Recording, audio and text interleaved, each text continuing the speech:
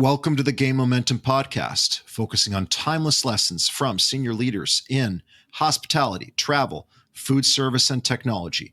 I'm joined by my co-host here, Michael Cohen, and our special guest today is Bryson Koehler, CEO of Revinate. Bryson, how are you?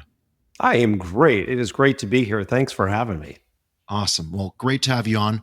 We structure this podcast around 4 key questions that we ask all guests focused on business growth. So, Bryson, our first question.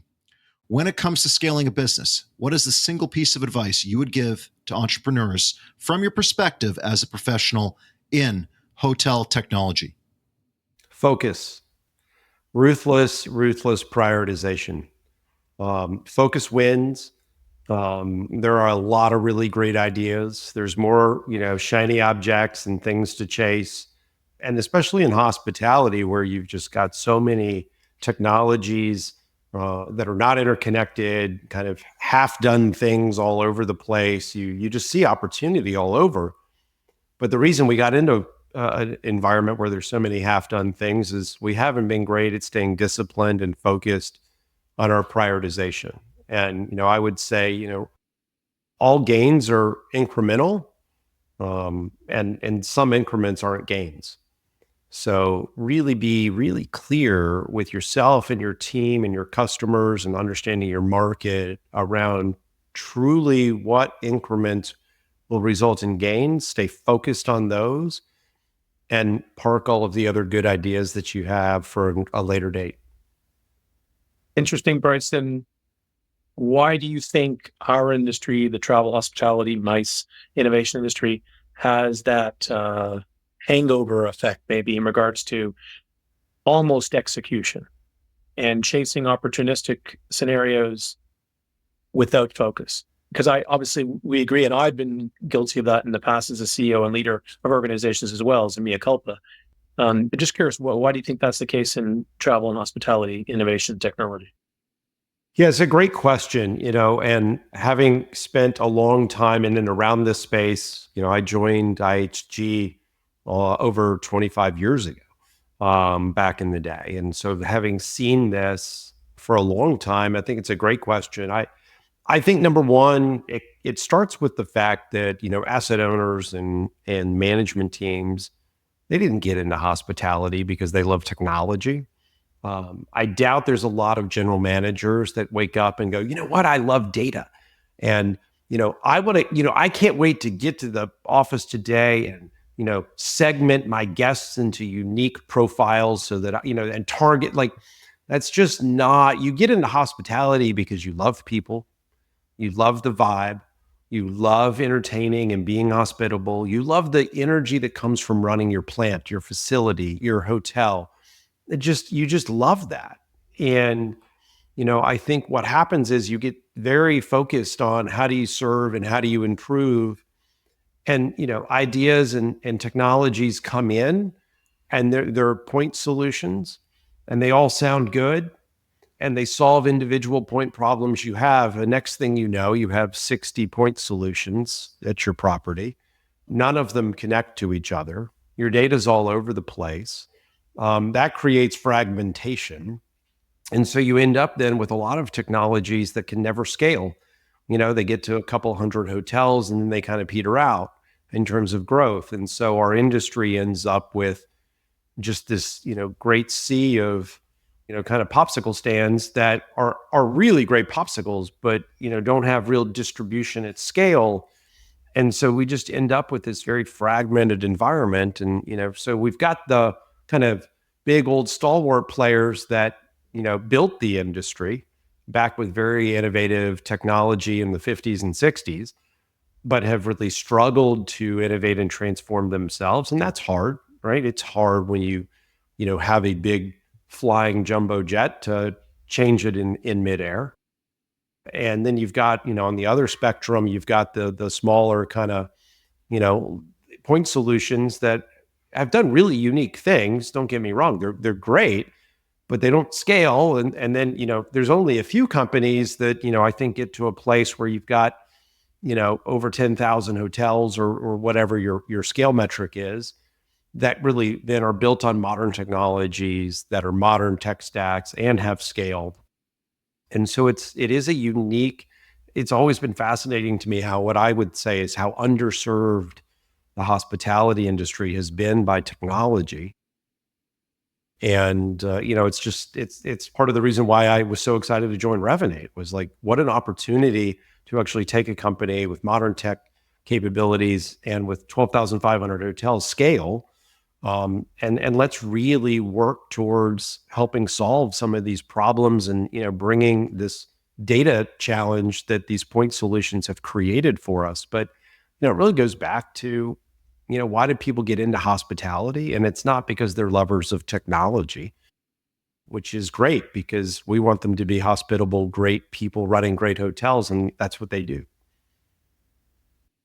So when we look at the intersection between focus, where you want to focus your company in terms of new product and new innovation, and data, which is, again, something we have to solve for in terms of bringing it all together, what areas should hotels or hotel technology companies look at to focus on for bridging that data together? What pieces of technology are you seeing that work today? Well, what's interesting is if you go back in time in technology, we had this push for so long that we were going to bring all of our data sets, together. And, that's really not happened. No matter how hard we've tried to create the ultimate data warehouse, you end up with just more and more proliferations of data silos scattered all over the place. And, the good news is as horizontal technology has evolved, we don't need to be in that vertical stack for things to work well. That we needed to do that when we had kind of legacy relational database technologies. We had limitations on network design and network characteristics. There were all these limitations that existed, and those limitations are gone. We don't really have network limitations today. I mean, latency is still latency. We have not solved the speed of light problem, but we've solved so many other problems. And now you can really use knowledge graph approaches and graph technology to really allow you to create a single view of your data without actually having to go and do all of the work of making sure all of that data is always pulled together as a system of record in one place. And so getting your data pipeline sorted out so that you can have access to all of your data sources where they are, meet your data where your data is. We always say meet your guests where they are. Well, meet your data where your data is. You're not going to solve it by, forcing it all into one place. So, and again, part of that is what we do with Revinate, but, there are technologies around data pipelines. Right. And that data pipeline is a living, breathing part of your enterprise as you go forward. I mean, it has a heart, it has a soul, it is changing. You've got to tune it, you've got to educate it, you have to tweak it, you have to make it better and smarter. I mean, you have to raise it. It is a part of your team. And that data pipeline then connects to your data sources. It enables you to create, entity resolution, rich guest profiles, really be able to take and understand who is that person, what are all of the things we know about that person, what is that device, what are all of those things we know about that device, and that interrelationship between the data assets and that whether it's a carbon-based life form or a silicon-based life form, like you're connecting the dots, and those dots again are going to be scattered about. And I think to me it's like that's fine. Like let's accept that that's the way it is, and let's focus on bringing in the data into what we call a CDP, a customer data platform, and making sure that your ability to create the right entity keys, establish the right relationships of data, constantly improving, constantly learning, merging, deduping, doing all of the data cleansing, all of the things that happen in a data pipeline. That to me is kind of step one for almost any problem. If you have a marketing problem, if you have a security problem, a fraud problem, if you have a cost problem, if you have a, repeat guest, challenge, if you have a loyalty challenge, whatever your challenge is, I would argue that almost all roads start with, do you have all of your data that you can have access to? And that data can be kind of zero party, first party, second party, third party, public data, private data, licensed data, however you want to look at it. But all of that data coming together and into a common guest profile that is constantly, that sets you free. And that gives you the ability to then take real-time action on it. That ensures that data is not just sitting there collecting digital dust. And, it's great that we have a data warehouse, and what are we doing with it? Somebody asked me the other day, Bryson, what's the difference between a CRM and a CDP? And my best answer was, to me, a CRM is a noun and a CDP is a verb, right? We're trying to turn data into a verb, an action, an outcome. How do we make sure that all of this work is actually driving outcomes for your property? Interesting. As a bit of a follow-up, we do a lot of work with, and we have one particular client called Blent, who is an emerging business BI company, what we would call a hospitality BI company or hospitality I company, out of Europe. They're coming to America, and it's been quite. I mean, we're fairly experienced. We have some smarts, but it's always interesting to learn new things and see different types of ways data, both front of the house, back of the house, corporate data, business analytics, and when organizations, like I've seen in the recent last 4 or 5 months, I've seen corporate brand executives, I could see their eyes widening and I can see the smoke coming out of their ears when they're starting to look at dashboards, or they're looking at really well, what's the right word? Orchestrated data, maybe, that they can actually start making real decisions. And It's a little bit different than the CDP side, but it's all about decisions. It's all about optimization. It's about messaging, engagement.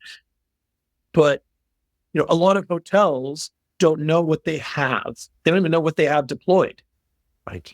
It's so true. And, those types of modern BI tools are great because, look, again, back to focus, I don't spend any time thinking about how we capture data on housekeeping activities to optimize housekeeping. That's not what we do.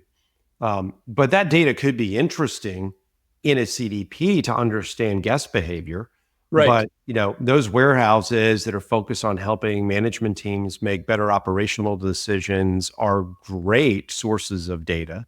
And we work very hard to make sure, we work in a two-way relationship because, we don't want to become another stovepipe of data. We want to, all of the work we do to connect to a property management system or a point of sale system or a restaurant reservation system or golf or spa or, whatever, like we do all of that work. We synthesize that data.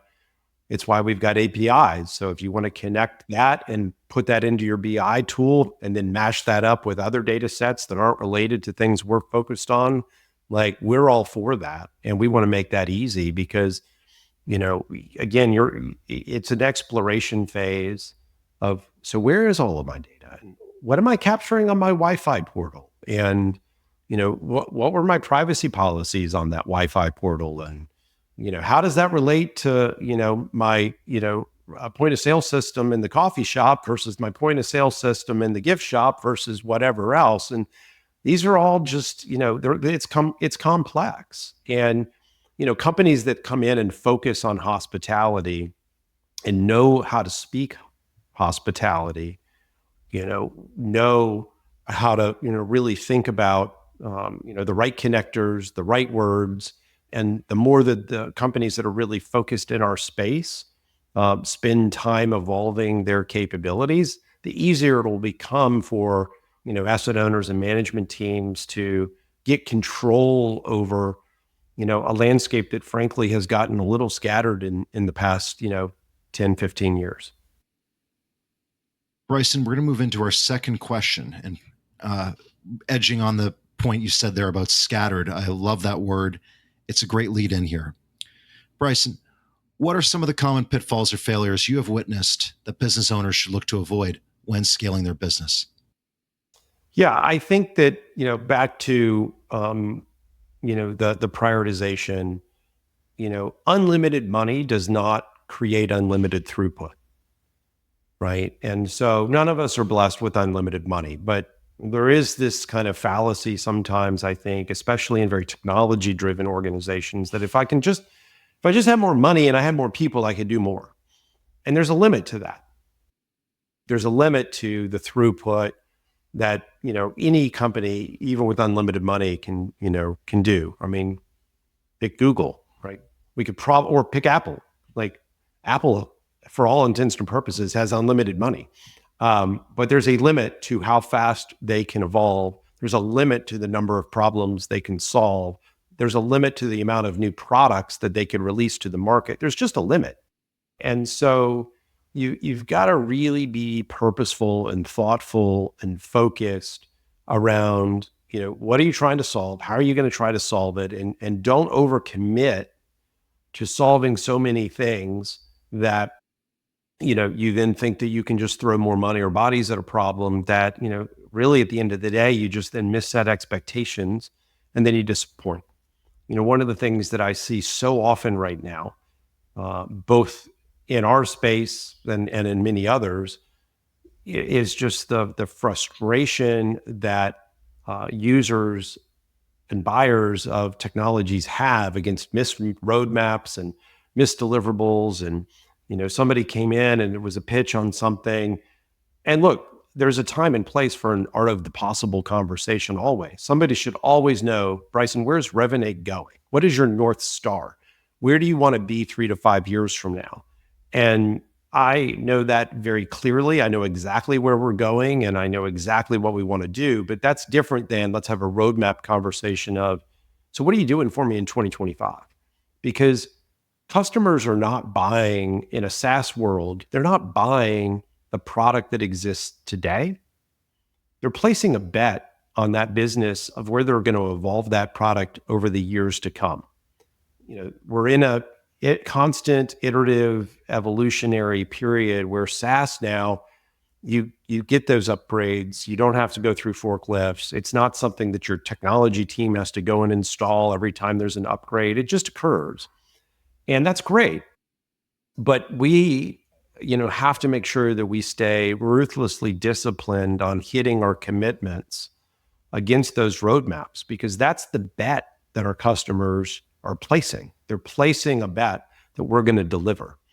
And where I see people falling down is not recognizing there's a difference between kind of the art of the possible conversation about where the puck's headed in the future and what are you going to do for me over the, horizon 0, horizon 1 kind of planning roadmap period. You got to stay focused on that. Don't drift off and start missing those commitments, because that loses trust, it loses confidence. And it's the fastest way I see people kind of begin to, erode their brand value. Yeah, it also drives churn because frustration, the era of I have chicken in every pot. So to change, in some respects, to change vendors of whatever technical category I have embedded in my 300 hotels or 50 hotels or 10 hotels or one major complex hotel. There's a reason why that commercial side of SaaS, there's a huge focus on minimizing churn, because it can happen, and it can happen based on frustration, where the overlay of innovation or the promise of overlay of innovation becomes the sandpaper of innovation for a client organization, versus smooth as glass. It becomes sandpaper. And I heard that that's another analogy I heard recently. I thought, that's interesting. It's supposed to optimize, not create more challenges. And as we know, for the last 100 years and more so probably, technology can contribute both ways. I couldn't agree more. And I mean, we could go through and look at lots of, technologies that, started off trying to solve an HR problem. And, next thing you know, they're solving a finance problem. And then they're solving, and it's like, wait a minute, you haven't even actually solved the HR problem yet. Like, let's not, drift off course until we have really accomplished the mission, we're on. which is why, I think that North Star, you is so important. Revinate is here to help hoteliers solve their direct distribution challenges. We are a direct distribution platform. We are here to convert bookings direct, your lowest cost, highest profit channels. And there's a whole set of reasons as to why I think that's so important for the industry, but that's our focus. And so we're going to stay maniacally focused on that. Are there many other problems in the hospitality tech stack? There are, but we're going to stay focused on solving the direct distribution one. And we're going to get really good at that. And we're going to be really, really good at delivering against our commitments around that and not allow ourselves to get distracted by the, million shiny objects around us that are all interesting and important. But it is hard to have discipline, and keep everybody focused. Because look, we hire great people. We have great teams. Great people are usually innovative. They're entrepreneurial. They're self-starters. They just love solving new problems and keeping a team focused on kind of the same core set of problems year after year after year, whilst also continuing to have great esprit de corps, great morale, and great culture and excitement. That's the real art, I think, of leadership today. And we need leaders to stay focused on those things with their teams, continuing to build excitement on the constant incremental improvement of their core mission. And that's a special art versus, drifting off and adding 47 new things that make us feel excited in the moment, but there's no way we can be great at everything. If we're great at everything, we're great at nothing. We've seen this a lot before, this idea of maniacal focus, as you said, and I really like it. But within your answers so far, you've mentioned a lot of very specific technology terms beyond just CDP, CRM, the whole difference between zero party, first party, third party data, license data. It's a lot. And within that, I'm wondering, as a technology company, what would you advise to avoid mistakes related to customer education as you're proceeding and installing new features as a SaaS-based company?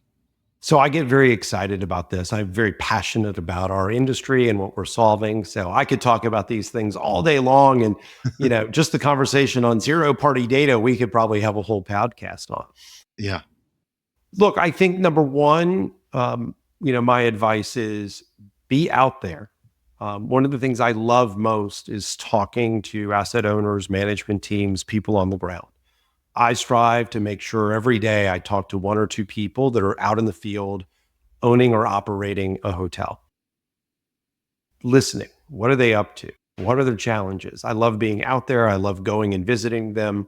I always make the offer, if you own or operate a hotel, send me an invitation. I will show up. I'd love to hear, what's going on. What are your challenges? Because lots of things get lost in translation. People get very focused on, well, I want to go solve this problem. And then you actually talk, to an asset owner or a management team and what are you focused on? And they're not focused on that at all. That problem isn't even in their top 10. We always need to stay grounded in what's really, on the minds of the people that are putting money on the line to, build and own a property and, putting their careers on the lines to manage and run and operate it.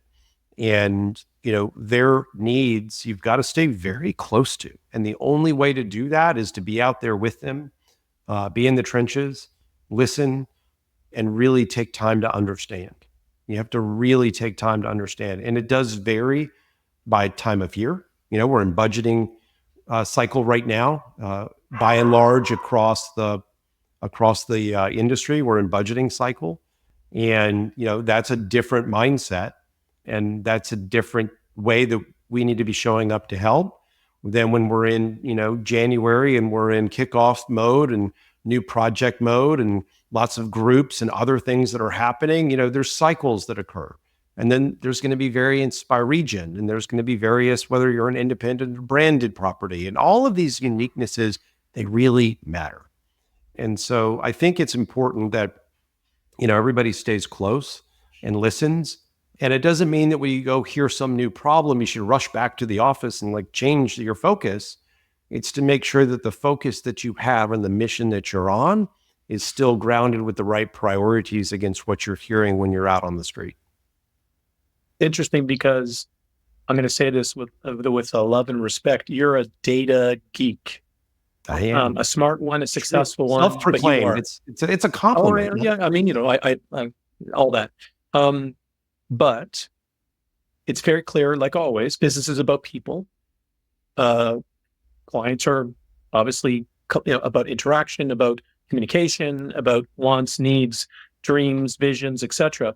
But what you just articulated beautifully from a leadership position, which is equally important, is, people say personalized data. What I mean is personalized data, like making it actually about people.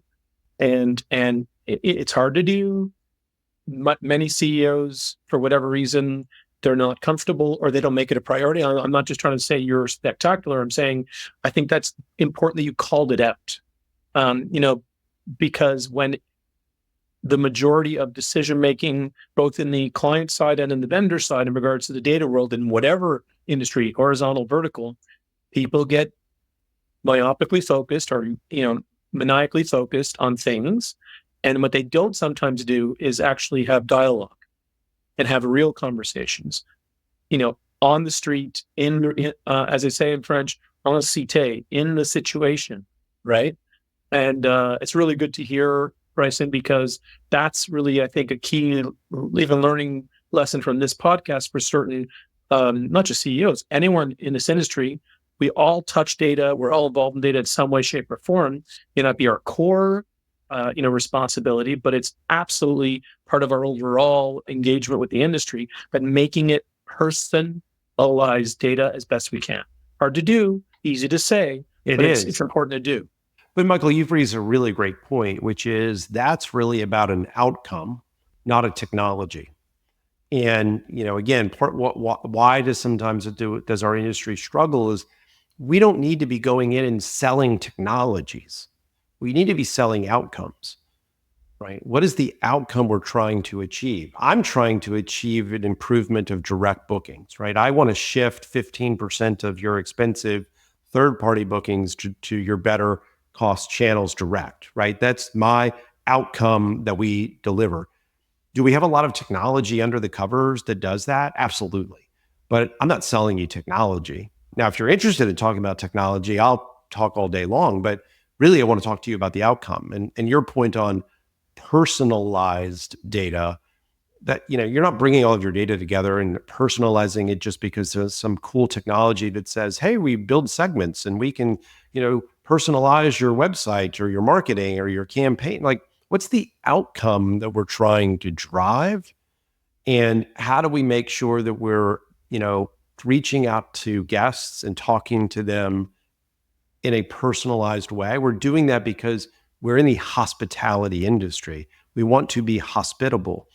We want to show up knowing who Michael is, knowing Michael's preferences, knowing not because, some brand book says that we should do it, but because that's what it means to be hospitable. And I just think you bring up such a great point, because so many times we show up and what does our glossy say? Our glossy is about our speeds and our feeds and our technologies and our, all of this cool stuff. And sure, we can talk about AI and ML and large language models but let's show up actually with the outcomes that we provide and why that's important to you, whether you're an asset owner or a management team or, on the ground, whatever. Why is it important to you? Well, talking about outcomes, I think that's a good segue into our third question, which is, Bryson, what do you see as the key opportunities and challenges for hotel technology companies in 2025 and beyond? Look, I think, we need to recognize that owners and management teams have a lot of headwinds, right? The cost of capital is up. The cost of labor is up. The cost of energy, insurance, food, beverage, all costs are up. Rate kind of flat to down, occupancy flat to down. Guest satisfaction since 2019, basically down. So there's a lot of headwinds that asset owners and management teams are facing today. We don't need to be showing up with more headaches and problems. The last thing that these teams need is more point solutions. We need to be figuring out as an industry how we band together, and maybe that means more consolidation, but we need to be banding together to show up with more complete outcome-driven suites of capability that solve problems for them and not just push more problems to them. Building a revenue management dashboard, we'll pick on that topic, right? And just kind of building a dashboard and showing it to a revenue manager, didn't that just kind of push the problem to them? I go back to my days in the weather business. I always joked with the team, I'm like, what does a 30% chance of rain mean? Like, I think that basically means we don't really know. And so we're just going to push the problem to the consumer and make them figure it out. Like getting to the binary, what we called umbrella forecast. Do I need an umbrella today? Yes, no. 0, 1. Yes, no. That was really hard, but we built it. And you can ask, various assistants today, like, do I need an umbrella today? It will give you an answer. Yes, no. That's powerful, hard, but powerful. And so we as an industry, I think, need to continue to find ways to make sure that we're solving more complete end-to-end solutions in more automated ways. How do we help you automate filling your hotel through direct channels, getting the right guest to the right hotel, the right rate, the right room, through the right channel? Could be voice, could be web, could be through messaging, whatever. But finding that right channel, like how do we automate that? How do we make that easier? How do we make that more complete? We don't want to just be one more, point solution. We need to make sure that we're solving an end-to-end outcome. And so I think the trick for the hospitality technology industry is to think about how do all of the piece parts of what we have, how would they work better if we partnered better, if we, brought those outcomes together instead of just showing up with a kind of Home Depot of aisles of capabilities and saying, you guys figure out how to piece it all together. Or then you got to hire, expensive consultants to come in and they have to piece it all together. And now you got to watch out. That's our business. Be careful. I'm joking. Yeah. We're advisors, not consultants. I'm actually kidding. Exactly. But you're advising them. Hopefully you're not advising them to go to Home Depot and drive down every aisle and pick up. 100%, Bryson. I had to bring it up because people who watch this know that it's a pet peeve of mine, consultants or advisors, but you nailed it too. Here's the other thing, if I can, related to this dialogue, this really great dialogue today.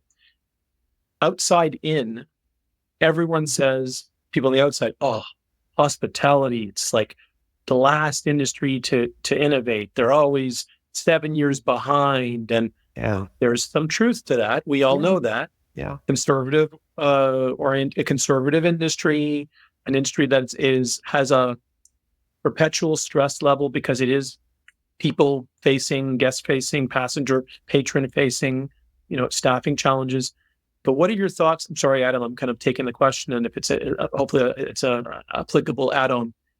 First of all, do you agree about the trope about the hospitality industry that it's slow moving and conservative? And if that's the case, maybe consistent with what you've already said, what are the ways that technology, both entrepreneuring, so internal executives who want to move things forward in their organization, innovation-wise, and obviously from a vendor perspective, what's the best path to break through, if you do agree, to break through that conservatism or that, the challenging environment to move the rock up the hill?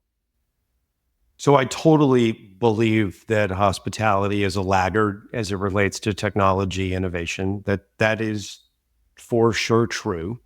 But I've also, I'm being part of IHG, Holiday Inn, Holodex, the first computerized reservation system in the industry, was, a branch off of, the Sabre system with American Airlines. And it was only about a year after that was done. So that was actually pretty fast and innovative. Sure.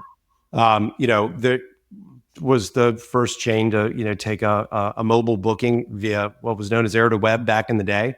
And you'd have to kind of poke through your Nokia. I mean, you should have gotten a free room just for if you actually completed the process, because why in the world would you ever want to have done that? When I put the punch card in, I should have got a discount for breakfast. Exactly. But so, there are examples of great innovation of course. across, yeah. by and large, I agree with you. Why do I think that is? Goes back to what I said. The average decision maker on property is there because they really love hospitality, not because they love technology. And what do? We show up and say, let me tell you about my cool technology. We need to stop selling technology, right? We need to sell outcomes. And, I think, look, what have the OTAs done really well? They didn't, they don't walk in the door and sell technology. Let me tell you about my phone solution and my AI driven blah. They come in and they just say simply this: let me fill your hotel. Just sign here, I'll fill it. You don't have to worry about anything, I'll fill it. That's an outcome. And they've been incredibly successful encroaching into, that space. And, they've got, 30, 40% kind of contribution in so many examples now.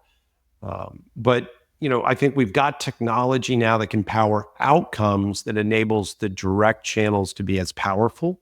There's a great time and place for the OTAs for sure, but there's a great time and place for direct. And those of us that are selling these capabilities, and again, it's why you have to be able to provide a complete suite of capability. We have a data platform, we have a voice channel, we have our messaging channel, we have our guest feedback channel. We have our ability to drive better conversion on your direct web channel. We have our, data powering channels. If you're just selling a point solution, it's harder, which is why I think we've got to band together more and help each other. But look, we've got to go in and sell outcomes. We need to stop going in and selling technology. It's such a powerful point to make about selling to your customers the right way and servicing your customers on an ongoing basis. Bryson, we're going to close things off here with our fourth and final question, which is, what are the key ways innovative leaders and entrepreneurs should prioritize and focus to gain traction for their business? Well, I think it goes back to, the conversation we were having. Spend time out with your customers. The business doesn't happen at HQ, it happens out in the field, right? Be out with your customers way more than you are today. Whatever you're doing, double it. Be out there, listen. And, a lot of people want to go to, trade shows, and I think trade shows are a great way to hit many people all at once, but just make sure that you're not just, a vendor talking to vendor.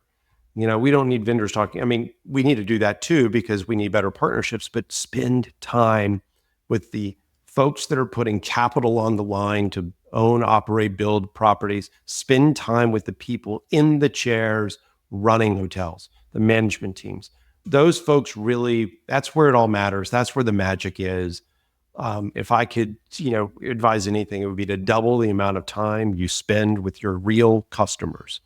And I think that, to me, gives you amazing insight to make sure that the problem you're trying to solve is the problem they need solved. I think it will also help you think through, what partnerships, what other technologies should come together, whether that's, merging two companies together or just a partnership, whatever. But, what would then create a more complete suite that would drive a better outcome? We're always trying to think through, how do we continue to make the outcome here more understood. We drive on average a 18 to 20x ROI for our customers. I mean, that's huge.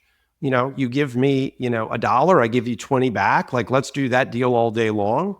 But that only works if we, communicate it in the right way, if people understand how to do that, and that we show up and solve a complete solution. And we're doing that because we're listening to the owners and the management teams and what their real problems are. Just because it's written down in an RFP run by a procurement department, don't think that that really truly articulates the core challenge, right? Find the advisors, right? If there's advisors in there, talk to them, to the extent that you can, right? And you don't have to talk about the specific deal, but talk to them about the industry, talk to them about what they're hearing. There's a lot of great knowledge out there around these big core challenges that we face that get lost sometimes in point solution conversations. That's excellent. Really, really good. Bryson, I can't thank you enough for coming on. This has been a great 40-minute discussion with a few very powerful lessons. point solutions, focus, selling outcomes. These are all fundamental lessons going forward for the next decade. Thank you. Thanks, Adam. Thanks, Michael. Pleasure. Thanks for listening to the Gain Momentum podcast. To stay up to date, make sure to follow or subscribe wherever you get your podcasts. For more information about Gain Advisors, head to gainadvisors.com.